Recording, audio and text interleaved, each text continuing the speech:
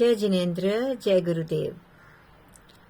बहुत सालों से इच्छा थी, मैंने कहा आने वाली जनरेशन के लिए हमारी full Shripal Jain and family का क्या क्या अनुभव हुआ, हम शांति गुरुदेव के साथ कैसे जुड़े। ये समझो 70 साल पहले ये कहानी शुरू होती है। होशियारपुर में डॉक्टर विमल के मम्मी, मेरे पिताजी तब 17 साल के थे। डॉक्टर विमल होम्योपैथिक डॉक्टर थे, तो होशियारपुर में दोस्ताना था, तो बुआ जी उनको कहते थे मेरे पिताजी। आज मेरे पिताजी 87 साल के हैं, श्रीपाल जी। तो बुआ जी ने गुरुदेव की फोटो देते हुए कहा कि जब भी तेरे को कोई भी मुश्किल आएगी तो इनको याद कर लेना। और मेरे पिताजी समझो 17 साल से लेके 87 साल तक गुरुदेव का जाप, गुरुदेव का ध्यान, गुरुदेव की भक्ति अंतर मन से। एक दिन मैंने पिताजी को पूछा कि मैंने कहा डैडी ऐसे ऐसे आप बहुत सारे भगत है। कहते मेरे से ज्यादा भगत कौन हो सकता है। उनके मुंह से ये अकस्मात ये बात निकली तो मुझे पता चल गया कि गुरुदेव के जो भगत होते हैं ना, हर भगत को ऐसा ही एहसास गुरुदेव दिलाते हैं कि तेरे से मतलब he is the best Bhagat. Okay, अब हुआ क्या, हम तो सोचते थे, मेरी सिस्टर कहती है सुनीता, ये गुरुदेव की जो दी हुई है ना बुआ जी ने photo, daddy was a silver king अपने टाइम के। मतलब प्रोग्रेस कैसे हुई गुरु की कृपा से, और मन ही मन ध्याते थे। वैसे हमारी फुल फैमिली आरसीआरडी फैमिली गिनी जाती है। वल्लभ सूरी गुरुदेव के भी बहुत सारे चमत्कार हमारी फैमिली को मिले, लेकिन मेरे पिताजी को बुआ जी के कारण 70 साल से मन ही मन ध्याते थे। लंबी कहानी है, शॉर्ट में कैसे करूं, क्योंकि 87 साल की कहानी में 70 साल की कहानी कैसे एक शॉर्ट में बता सकती हूँ। बहुत सारे अनुभव हुए, और मेरी सिस्टर कहती है ये फोटो सुनीता मैं रखूंगी। और शांति योगी मंडल से जब हम जुड़े, वो भी एक चमत्कार ही था कैसे जुड़े, तो तब हमें पता लगा। और वल्लभ के दीवाने भी उसी दौरान मेरा शुरू हुआ। वल्लभ के दीवाने ग्रुप, ऐसा group, I think we were the initial जो हम लोगों ने भजन का व्हाट्सएप ग्रुप बनाया है, we were the first ones जिसने भक्ति का ग्रुप शुरू किया था ऑनलाइन। तो एक शख्स हैं हमारे मित्र, वो कहते हैं इसको पेटेंट कर ले। हम लोग हंस पड़े, मतलब it was a very novel idea. और वो भी मैं कहती हूँ शांति गुरुदेव की कृपा से ही वो वल्लभ के दीवाने ग्रुप चला। जैसे ऑल इंडिया रेडियो होता है ना, हर शहर से लोग जुड़े और अपनी पर्सनल वॉइस में उन्होंने भक्ति की। आज भी ग्रुप चालू है, उसका ग्रुप का वीडियो मैं किसी और दिन बनाऊंगी, क्योंकि कहानी फोकस यही है गुरुदेव। तो मेरी सहेली का फोन आया कि सुनीता ऐसे ऐसे भक्ति है, शांति योगी मंडल से हम लोग जुड़े, तो पता लगा बहुत सारे भगत हैं यहाँ पे। और मेरे पतिदेव जब पंचतीर्थी यात्रा करते थे, 6 साल वो पूनम यात्रा करते थे, तो एक दिन मांडोली पहुंचे, बहुत सिर दर्द उनका हो रहा था। तो गुरुदेव के दर्शन करते ही, और आगे जाना था उन्होंने गाड़ी लेके जहाज मंदिर, तो गुरुदेव के दर्शन करते ही मन में आवाज आई, किनारे पहुंच गया है, अब जहाज चढ़ने की क्या जरूरत है। तो वहीं से संजय जी अबाउट टर्न हो गए। ऐसे और बहुत सारे इंसिडेंट्स हुए हैं। अब लेटेस्ट इंसिडेंट है जिससे 1000 भगत जुड़ गए हैं, वो कैसे हुआ आप डेट देखिए। 40वां ग्रुप कब खुला है, मुझे ऐड किया गया बिना मुझे मेरी परमिशन लिए। तो मैंने फोन करके पूछा, कोइंसिडेंटली वो थे दीपक हिमसरा। मैंने उनको पूछा कि मुझे क्यों ऐड किया है, और बातों बातों में पता चला कि मतलब वो इतने सरल व्यक्तित्व थे ना, कि बहन भी उन्होंने, he was very dedicated, simplicity की तो हद हो गई। तो उन्होंने बताया, फिर आहिस्ता आहिस्ता उनके साथ टेलीफोनिक कॉन्वर्सेशन होती रही। और मेरी बेटी ने, और उन्होंने पहले तो मेरे से सीखा रिकॉर्डिंग कैसे करनी है। मैंने कहा ना भाई साहब, अपने जो अनुभव है, साक्षात अनुभव, आप प्लीज शेयर करिए, दुनिया के पता चले आने वाली पीढ़ी के लिए। तो वो थोड़े कह रहे थे कि अच्छा नहीं लगता, सब लोग मना करते हैं कि ये तो तेरे पर्सनल अनुभव हैं, शेयर करना शायद अच्छा नहीं रहेगा। तो फिर हमने अरविंद सांघवी जी से बात की, दीपक भाई साहब की कराई कि भाई हमें शेयर करने चाहिए कि नहीं। वो तो हमसे ज़्यादा लर्नड थे, ज्ञानी थे, या गुरुदेव के जबरदस्त भगत उनके पापा रति काका। तो उन्होंने कहा नहीं नहीं, ऐसे शेयर करना चाहिए। कहते मैं भी अब जब मेरे पिताजी गुरुदेव के वस्त्र, मेरे पिताजी दर्शन नहीं कराते थे दुनिया को, लेकिन जब पिताजी गुजर गए और मैंने फिर अपना घर में जो गुरुदेव के वस्त्र पड़े हैं उनको दुनिया के लिए, भक्तों के लिए दर्शन करने के लिए रखे हुए हैं। कोई हर्ज नहीं है अगर भक्ति इंसान की बढ़ती है। तो ये कार्यक्रम चलता रहा। दीपक भाई साहब पता चला ONGC में थे और रिश्वत ना लेते थे और ना खाने देते थे। मैंने कहा चल रिश्वत नहीं लेना ये तो बहुत अच्छी बात है, लेकिन रिश्वत खाने भी नहीं देना ये तो बहुत ही डेंजरस बात है, क्योंकि इतने दुश्मन पैदा हो जाते हैं। और अरविंद काका पता चला वो भी कुछ ऐसे ही थे, कॉरपोरेटर होते हुए भी कहते एक नया पैसा रिश्वत नहीं खानी। मैंने कहा ये तो दो सॉलिड गुरु भगत आ गए, मेरे को मतलब बहन मानते हैं, बेटी मानते हैं। तो मैंने कहा ये भी गुरु कृपा ही है, क्योंकि अनजान, मैं आज तक दीपक भाई साहब को कभी मिली नहीं हूँ, लेकिन जैसे आप लोगों से परिचय होता है, लोगों के गुण ग्रहण का भाव होता है, उन्हें ध्यान साधना और कैसे करनी है, और बहन जाप करो, ध्यान करो। और गिरनार यात्रा गए तो क्या डिफिकल्टीज आई वो उन्होंने मुझे बताया। और मतलब मस्त, जैसे रमता जोगी होते हैं ना, कहते हैं मैं तो बस गुरुदेव की पंच तीर्थी में ही घूमता रहता हूँ, बावरे, टोटली बावरे गुरुदेव के प्रति। तो हमने भी थोड़ा थोड़ा सीखा। तो अभी हम लोग 24 सितंबर मेरा जन्मदिन, समझो 24 सितंबर हम लोग विसनगर दर्शन किए, अरविंद काका के आशीर्वाद लिया, वस्त्रों के दर्शन किए।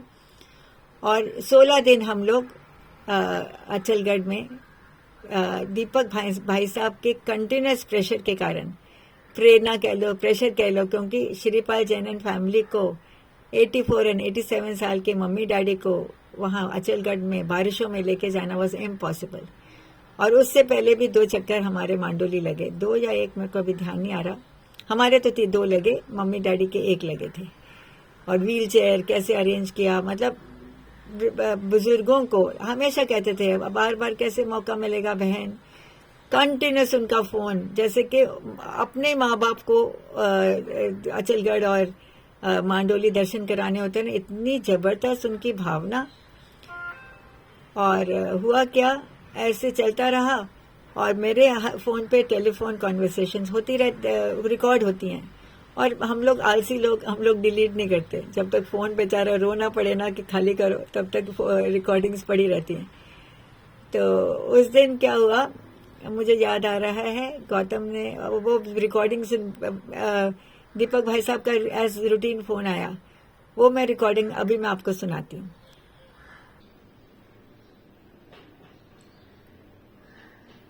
ये देखिए, ये दीपक भाई साहब की कंटिन्यूस रिकॉर्डिंग जो मैंने डिलीट नहीं करी। आप सोच सकते हो इतनी सारी रिकॉर्डिंग्स में वो जहां गुरुदेव ने थप्पड़ मारी उनको, ना मुझे डेट याद था, ना मुझे टाइम याद था, ना मुझे मंथ याद था, कुछ नहीं याद। तो मैं वो रिकॉर्डिंग ढूंढ रही हूँ। मैंने कहा अरे बाबा, अगर सिंहासन चोरी हुआ है मतलब वही हानि थी जिसका वो जिक्र कर रहे थे। तो मैं टेरेस पे गई अपने पतिदेव के साथ, सुबह सुबह का टाइम था, जो मैंने आई थिंक FIR ग्रुप में भी डाला था। वो ऐसा हुआ कि मैं ऐसे ढूंढ रही हूँ और एक बटन दबाया मैंने। तो वो कोइंसिडेंस नहीं घटने वाला, लेकिन अब क्योंकि पहले तो मुझे डेट नहीं याद थी, लेकिन आज मुझे याद है कि वो थी 11 अक्टूबर। ठीक है ना, अभी कहाँ है दिसंबर।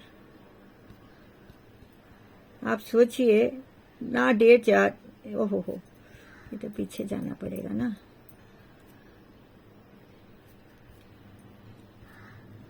आप सोचिए इतनी रिकॉर्डिंग्स में वो वाला कॉन्वर्सेशन मुझे कैसे मिल सकता है।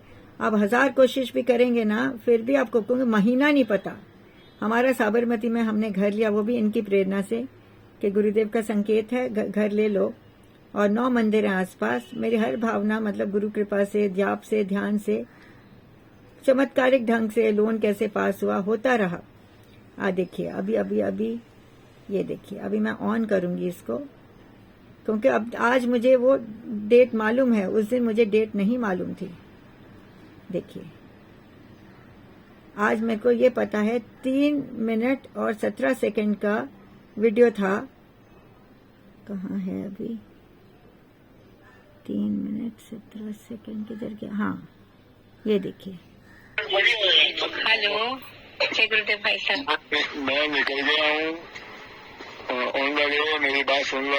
अभी मेरे को इसलिए मैं निकल गया कि रात को मेरे को जबरदस्त वाला आया है और कोई बहुत भारी कोई नुकसान हो गया है, ऐसा आ गया मेरे को। तो मैं वहाँ से निकल गया विचलित होकर, कोई नुकसान हुआ है जबरदस्त। अभी देखना पड़ेगा क्या हुआ। इतना इंडिकेशन आया कि उठ जा, नुकसान हुआ, चला जा। अभी कोई समझ में नहीं आ रहा क्या है क्या नहीं। कोई भारी नुकसान हो गया क्या? कल आज्ञा दे दी थी। हेलो, हाँ जी भाई साहब। कल आज्ञा मिल गई थी, चलो जा। अच्छा, हाँ,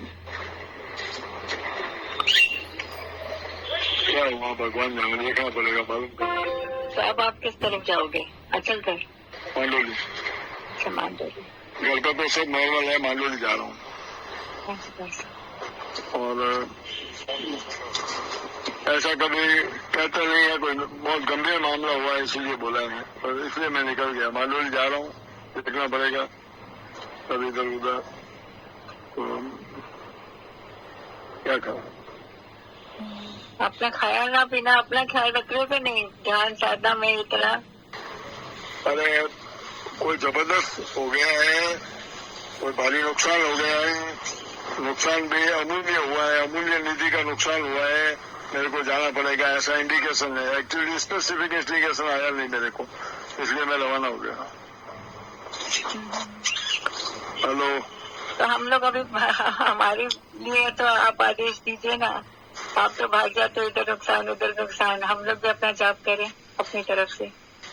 बिल्कुल करो, बिल्कुल करो। नुकसान ऐसा हुआ है, अगर बस अब मैं आपको स्पेसिफिक मुझे नहीं आया, मैं कह नहीं सकता, मैं जा रहा हूँ, बस ये मालूम कर। ठीक है ना? संजय जी कैसे हैं? संजय जी तो ठीक है, बढ़िया चल रहे हैं। गौतम ने आज रात को निकलना है और मेरी हालत बहुत ज्यादा खराब थी। अब मैंने आर्निका और रेस्टॉक सुधा कहती ले लो, क्योंकि वो एकदम जाम हो रहा है। मतलब बेटर है, बैठ सकती हूँ, चल सकती हूँ, लेकिन वो लेटो ना तो ना लेफ्ट जाया जाता है ना राइट जाया जाता है। तो इसलिए हाँ, संजय जी ठीक है ना? कल भी मैंने तो जाप किया था, लेकिन मुझे उस समय थप्पड़ पड़ गई जोरदार। कोई नुकसान हुआ है, चला जाए। तो अब मेरे को दिमाग उस समय स्पेसिफिक तो बोला नहीं मेरे को कि स्पेसिफिक क्या हुआ है, अभी मैं पता लगा। जा, नुकसान हुआ है, जा। अच्छा, पेट थपथपाई तो मेरे को क्या स्पेसिफिक बात नहीं है, तो मेरे को सोचना पड़ेगा क्या हुआ, ऐसा क्या हो गया जो।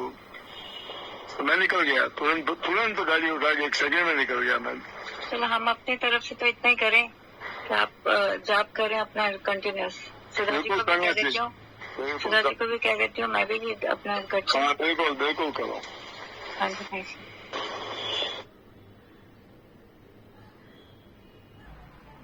ये टेलीफोनिक कॉन्वर्सेशन जब भी मुझे लगता है ना, प्रेशर आता है गुरु भक्तों से कि क्या जरूरत है, क्या जरूरत है, फिर मुझे वो ही याद आता है कि हजार तो नहीं बोलूंगी, कितने 100, 200, 500 मैसेजेस में बटन दबता है और वो ही मैसेज आता है। मेरे साथ एक और घटना घटी हुई है, वो भी मैं अभी शेयर कर देती हूँ।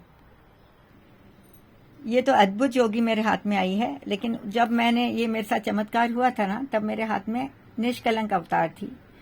और संजय जी और मैं, हम लोग बेसिकली जैसे रामचंद्र जी घर छोड़ के निकल गए थे ना, वैसे हम लोगों ने कुछ ऐसा ही किया था अपने जीवन में। मेरी बेटी तब 1.5 साल की थी। वो भी एक सुनीता की अलग ही कहानी है, सुनीता संजय की। हमने झगड़े नहीं किए थे, हम झगड़ेलू नहीं हैं, हम गुरुदेव के परम भगत हैं। तो लेकिन अन्याय नहीं सहन होता हमसे। हुआ यूं, इसलिए हम सही का हमेशा साथ देते हैं। हुआ यूं कि कुछ बात ऐसी हुई कि मेरे पिताजी में मेरे से नाराज हो गए थे, क्योंकि हमने बिना झगड़ा किए खाली हाथ घर छोड़ के निकल गए थे। जायदाद वायदाद सब छोड़ के खाली हाथ ही निकल गए थे। वो लंबी कहानी है, शॉर्ट में मैं बताती हूँ। तो डिप्रेशन हमारा चालू ही था। 1.5 साल नहीं, तब हम वापस आ गए थे बॉम्बे। तो आई थिंक बेटी मेरी 4 साल की थी। तो ये किताब खोली, गुरुदेव की किताबें मैं पढ़ती ही रहती थी। ये भी गुरुदेव की कृपा है कि निष्कलंक अवतार पढ़ते हुए ही, मतलब रात को 10-15 पेज, 50 पेज, जितना मन लगे वो पढ़ के ही सोना है। तो और दिन के टाइम, रात के टाइम, मतलब वो ही मेरी साथी थी, वो गुरुदेव की किताब। कभी वो पढ़ना, कभी चालीसा पढ़ना, कभी दादा गुरुदेव का चालीसा पढ़ना, ये होता रहा। आज अगर आप मेरे को बोलो मैं किताबें नहीं पढ़ रही उतने मोटिवेशन से जैसे मैं पढ़ती थी। तो हुआ यूं, अभी संजय जी कहते हैं अगर इतना पेज का आएगा ना पेज, तो मतलब श्रीपाल जी का कहना मानना है। श्रीपाल जी मेरे पिताजी का नाम। तो जैसे ही हमने पेज खोला ऐसे, तो जो मन में हमने नंबर बोला था वो ही नंबर सामने। ऐसा आज तो नहीं होने वाला, रोज कोइंसिडेंसेस ऐसे नहीं घटते। उसके बाद फिर हमने किताब बंद कर दी। फिर हमने कहा उनके पूछे बिना कोई काम नहीं हम करेंगे। अगर 500 नंबर आया या समझो 315 आया, कोई भी एक नंबर, फिर हमने जैसे ही खोला तो जो मन में हमने नंबर धारा था वही सामने।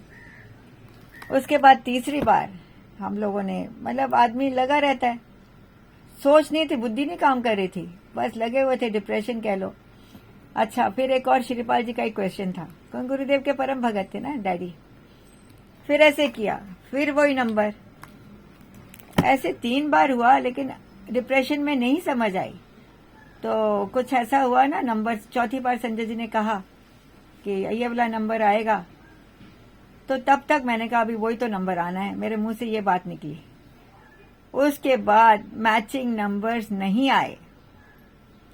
ये भी एक गुरुदेव का चमत्कार था कि आप सोच लीजिए, वही फोन नंबर वाली बात देख रहे हैं ना, जैसे दीपक भाई साहब की रिकॉर्डिंग, बटन दबाया वही सामने, वैसे ही 3 बार ये ही पेज नंबर जो हमने मन में धारा था वही सामने, और चौथी बार गायब। एक और इंसिडेंट सुनाती हूँ आपको मैं। अभी संजय जी की तबीयत ठीक नहीं रहती थी, उनकी मिर्गी के दौरे पड़ते थे, और वो भी एक बड़ा कारण है, वो अलग स्टोरी है। तो हुआ यूं कि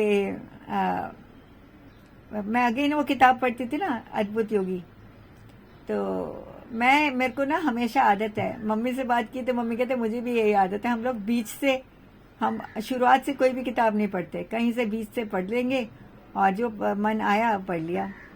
तो मैंने किताब खोली, जैसे ही किताब खोली तो एक साध्वी जी थे, उनके नाक में से खून बह रहा था, रात हो गई और बहता गया। और दूसरे दिन जब गुरुदेव के दर्शन करने गए तो गुरुदेव ने कहा कि गंदा खून था, बह गया, नहीं तो दिमाग खराब कर देता। ये किताब पढ़ी, बंद कर दी। ये कहानी मुझे याद थी। आई थिंक 4 दिन बाद, 1 दिन बाद, मुझे नहीं पता, लेकिन सेकेंड टाइम मैंने फिर वही किताब ऐसे खोली बीच से, फिर वही कहानी आई, फिर मैंने वो सारी पढ़ ली, फिर मैंने बुक बंद करके रख दी। फिर ऐसा 3rd टाइम फिर मैंने पेज खोला, फिर वही कहानी आई, फिर वो मैंने पढ़ ली। तो चौथी बार मैंने किताब हाथ में ली, मैंने बोला वही तो कहानी आनी है, और वो कहानी ना मुझे मिले। मेरे को प्रॉब्लम ये थी कि मैंने पेज नंबर नहीं पढ़ा था, जितनी बार कहानी पढ़ी थी मैंने पेज नंबर नहीं देखा था। अब करूं क्या?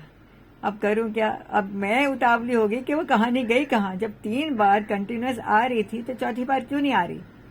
अक्ल नहीं होती। ये तो गुरुदेव की कृपा से थोड़ा बुद्धि चल रही है, वरना कॉमन सेंस नाम की चीज तब नहीं होती जब इंसान डिप्रेस्ड होता है।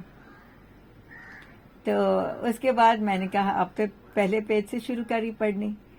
50वें पेज पे वो कहानी आई तो शांति हुई। उसके बाद पूरी बुक तो मैंने पढ़ डाली, मतलब काफी सारे अनुभव पढ़े। फिर मैंने उनको रिकॉर्ड करके सेंड करना भी शुरू कर दिया। काफी रिकॉर्डिंग्स मेरी गई शुरू में ही। ये बात हो गई है, मेरी बेटी कितने साल की थी तब, एनीवे जितने भी साल की थी अभी। लेकिन हाँ, वल्लभ के दीवाने इतना बढ़िया चला, इतना आशीर्वाद मुझे मिला उसमें भी। तो हमारे कर्म हल्के गुरुदेव कराते गए, क्योंकि हम लोगों ने पहले शांति गुरुदेव के दीवाने ग्रुप शुरू किया था। जब जो शांति योगी मंडल को भी सब लोगों को जोड़ा, किसी को इंटरेस्ट ही नहीं था ज्वाइन करने में। मैंने कहा भजन गाइए, किसी को नहीं है। फिर बैठे बैठे दिमाग आया वल्लभ के दीवाने में सब लोग जुड़ गए। 9 ग्रुप मैंने खोले, ये भी एक अलग कहानी है। अचलगढ़ में सुधा जी ने 11 उपवास किए। गौतम को गुरुदेव के, ये भी एक चमत्कार है, लेकिन वो दूसरे चमत्कार में करूंगी क्योंकि ये बहुत लंबा वीडियो हो जाएगा। वो भी इतना जोरदार चमत्कार है ना गौतम के साथ जो घटे थे, उसकी आवाज में सुनाऊंगी तो आपको लोगों को भी अच्छा लगेगा कि सुनीता आंटी का वो बोर हो गया आवाज सुन सुन के।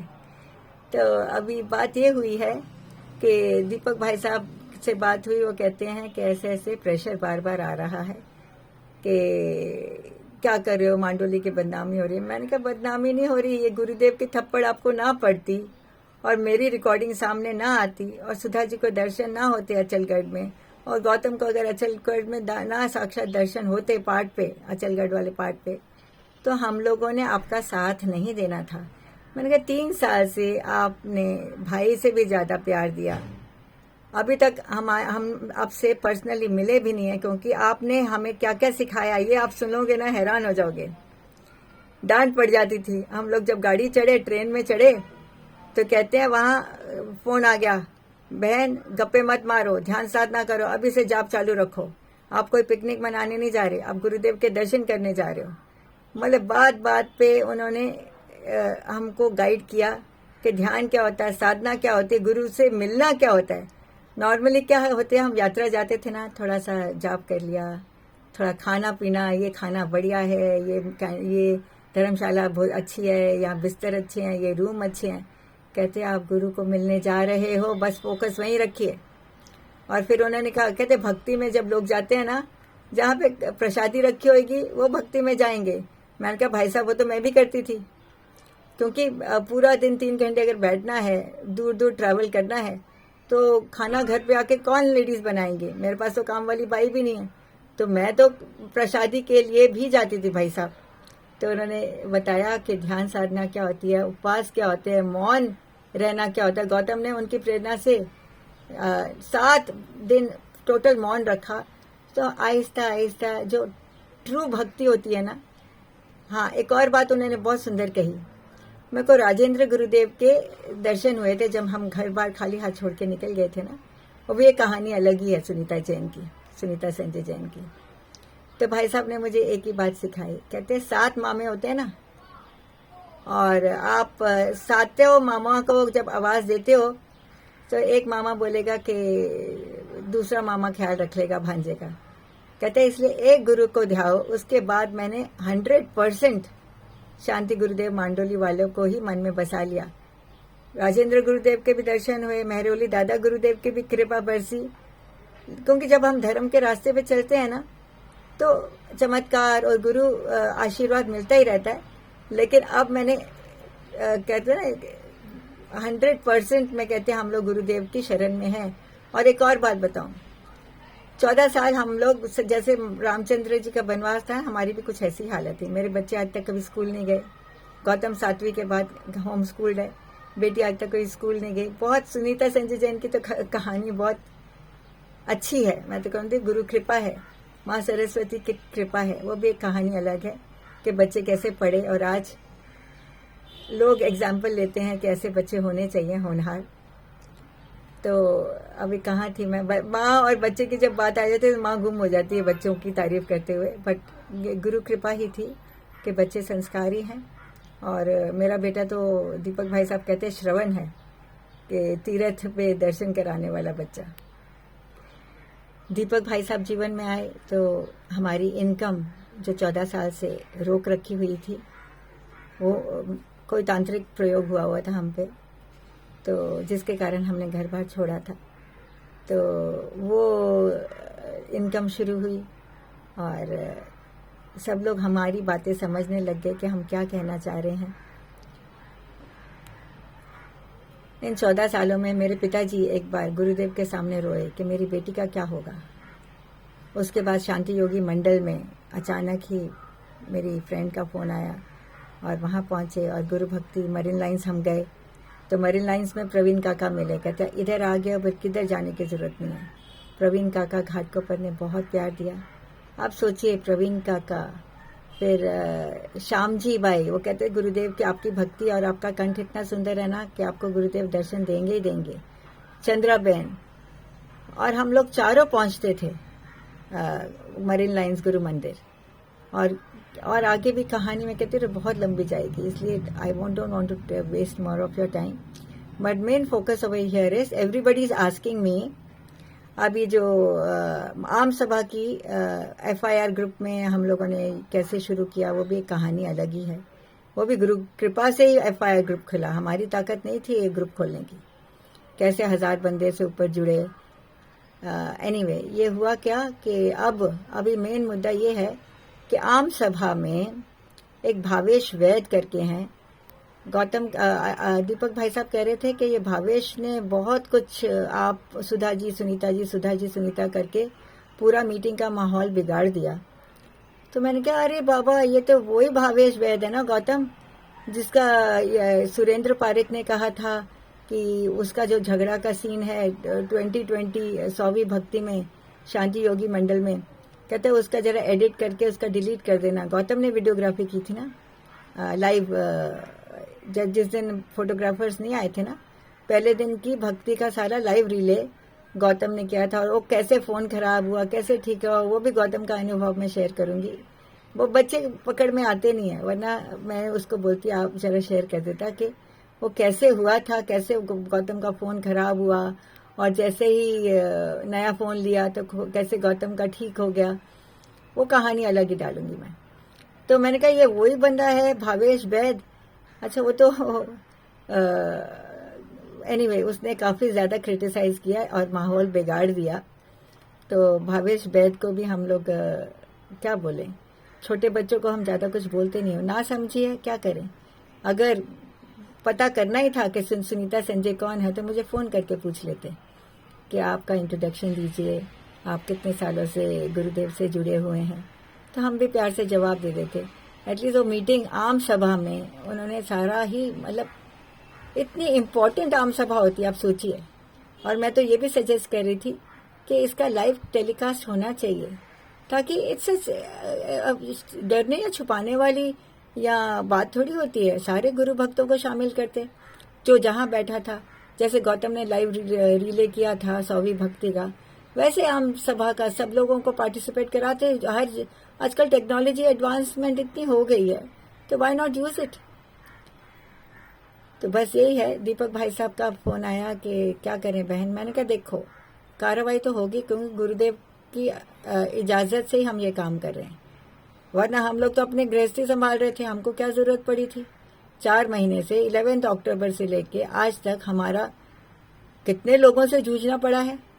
कभी जोधपुर वाले आ गए, कभी कोई आ गया, कभी कोई कह रहा है, कोई धमकियां दे रहा है, कोई चुनौतियां दे रहा है, कोई कह रहा है बांडोली बदनाम कर रहे हो। बाबा, हम लोग अपनी मर्जी से कुछ नहीं कर रहे हैं, आप लोग समझ जाइए। जिसको समझना हो समझे, जिसने नहीं समझना हम लोग कुछ नहीं कर सकते। लेकिन हम लोग गुरुदेव के संकेत से ही ये काम कर रहे हैं।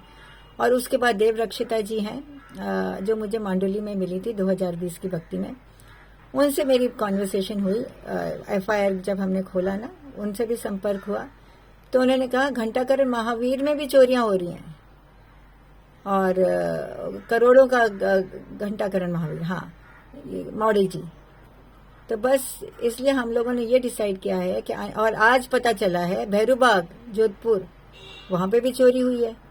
तो जैन तीर्थों में अगर चोरियां चलती रहीं और ट्रस्टीज नहीं कैपेबल नहीं है हैंडल करने के लिए, तो क्या करें। सोचना तो पड़ेगा ना, आने वाली जनरेशन जैन समाज सुरक्षित रहे, इसमें किसी का नाम बदनाम नहीं हो रहा है। शायद गुरुदेव यही चाहते हैं कि जैन समाज में सेंसिबिलिटी बढ़े, अलर्टनेस बढ़े और चीटिंग बंद हो जो होती जा रही है ट्रस्टों में। जय जिनेंद्र, जय गुरुदेव।